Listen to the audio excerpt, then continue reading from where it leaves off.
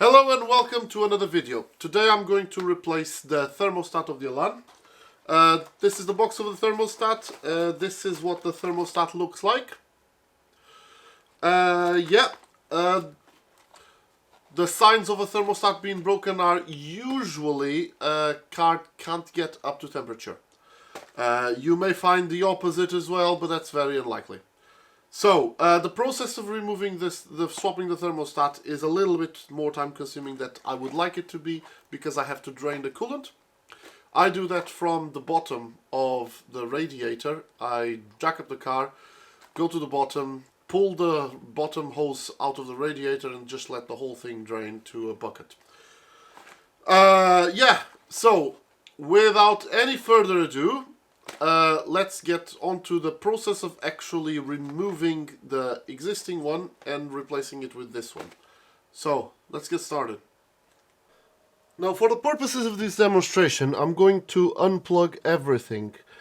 The reality is you don't need to unplug everything to change a thermostat, but it's just a lot easier when you do it. So without any particular order, I could unplug this connection here, but this is a bit of a tricky one, so I'm going to unplug over there on the reservoir, and then I'm going to also unplug this one, which is the one that goes to the top of the radiator. I am disconnecting the temperature sensor that is used to activate the radiator fans, so that's just done right now. And in order to also get easier access, I am going to undo these two air lines. So these two air lines here, they just pop out. You just need to twist them and pop out. They don't even need to be twisted. You can just pop them out. It's just easier if you rotate them. You see, there's no seal or anything. They're a push fit. So I'm pushing them over there. They're out of the way. I'm taking this, the air intake hose, I'm also taking that out, giving myself a little bit more room. I'm going to undo this hose first. Now at this point some water will come out. In my case it hasn't, because I've removed everything just to make sure that all of the bolts were loose. But at this point some coolant will come out. It's just expected. Right, so I can push this one out of the way again, just to make my life easier later. And then finally this one. Finally, that hose is the one that goes to the return hose to the reservoir. So again, I'm undoing it at the reservoir side because it's easier to access. There you go. At this point you should have a clear view from the side of the car of where the two bolts are. So there's one here on the top, which is very, very easy to see. And then there's another one there on the bottom, which I have the second camera pointing at, and it's also very easy to see. So all you have to do is undo these two bolts.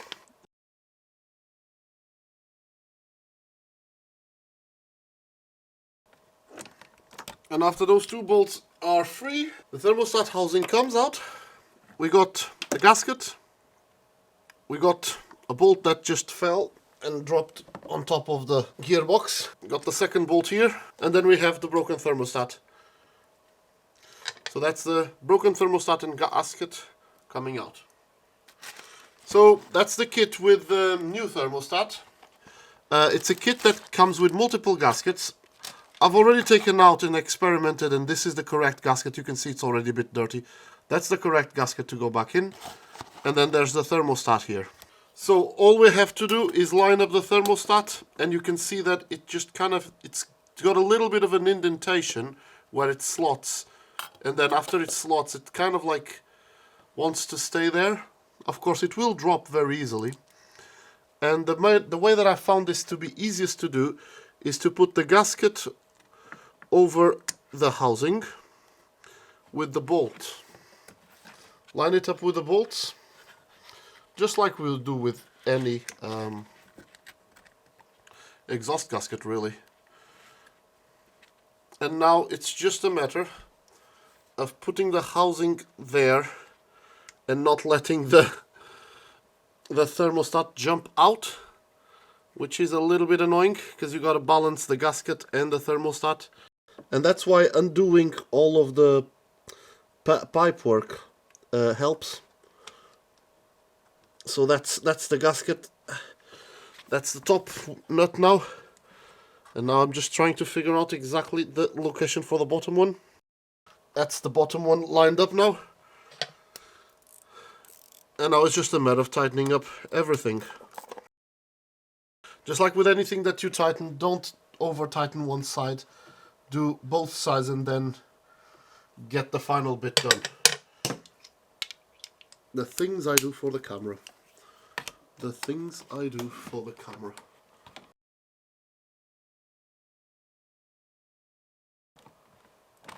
So this is now getting tightened properly. So this side now, making sure it's snug. A ½ inch is a bit too much for torque. I'd say don't use an ½ inch if you're not familiar with doing torques. So don't torque it too much. And now it's just a matter of putting everything together. So I'm gonna start by the end just because it's easy to forget about this bugger here. So I'm just gonna start by this one because it's easy to forget. And yeah, now continue with the hardest one because you got better access. Radiator hose, there. Right, that's the radiator hose. Now the next thing I'm connecting is the main intake pipe or hose. I would consider this more of a pipe. The vacuum tubes which aren't vacuum.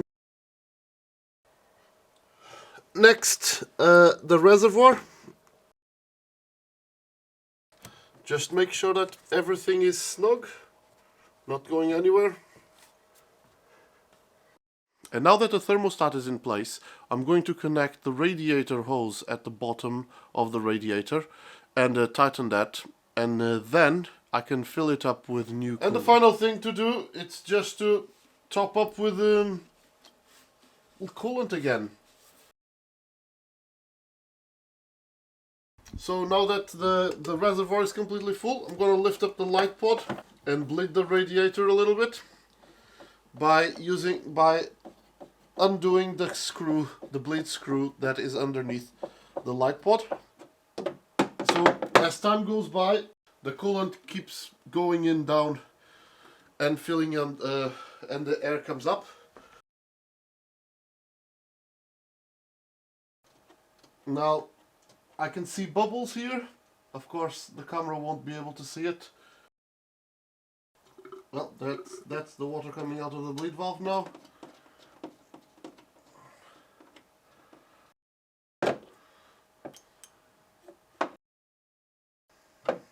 So that's the bleed valve tightened now.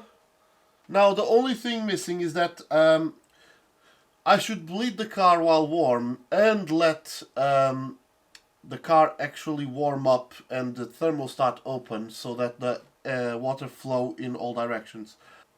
So I will be doing that once I start the car, but right now I have other jobs to do. So basically I'm just telling you the process so that if you need to do this, you don't forget to bleed the car when warm.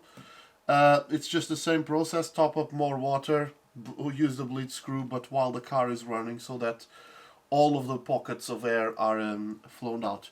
One important thing to notice about that, it's that you need to go into the car and switch on the heater matrix to the maximum temperature so that the heater matrix also gets bled while the engine is running.